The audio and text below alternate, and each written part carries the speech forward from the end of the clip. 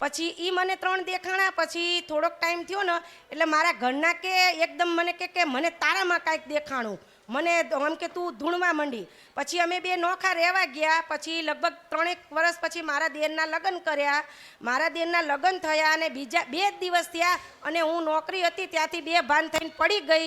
ત્યારથી પછી મારે શરૂઆત થઈ. પછી ત્યાં અમે મારા ભત્રીજાને બોલાયો, એની જોડે વરાયું તો 2 વર્ષ શાંતિ રહી. વળી ચાલુ થયું, વળી માળી એવું ચાલુ થયું કે માળી આ તમારા પાળે આવ્યા પછી શાંતિ છે માં. આ શુક્રવારે અને અમારી દીકરી રહીને મારી નાની હતી ને ત્યારથી જ માં રાતના 12 વાગે ઉઠે અને એમ કે મને ચાન શીરો આપ.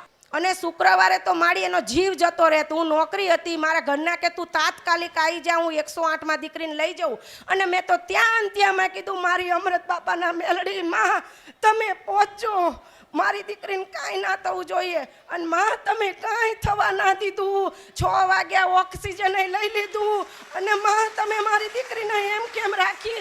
માં હું તમારો ખૂબ ખૂબ આભાર. અને હવે મારી તમે રસ્તો બતાવો માં, અમે ખૂબ થકી ગયા માં, હવે ખૂબ થકી ગયા છે માં. હવે મારી માં રસ્તો બતાવો માં.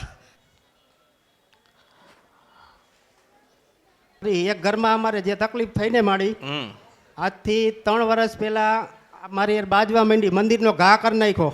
પછી અમે અહીંયા ટીંબાવાળી મેલડીમાં માની અને મેં કીધું માતાજી આ જો નાટક કરતી હોય તો હું છૂટું કરી દઉં, કાંઈ હોય તો તમે બતાવો. પછી હું ઘરે ગયો અને તાવ ચડ્યો, ડોરા મોટા કાઢીને વાળ છૂટા થઈ ગયા. મન કે ઓળખી લ્યો, ઓળખો હું કોણ છું એમ. એ પૈતું પછી રાતે હું સૂતો હતો, મારી બાજુમાં ધડ, માથું નમરે, પગ નમરે, ખાલી આટલા લોચા જ છે. તો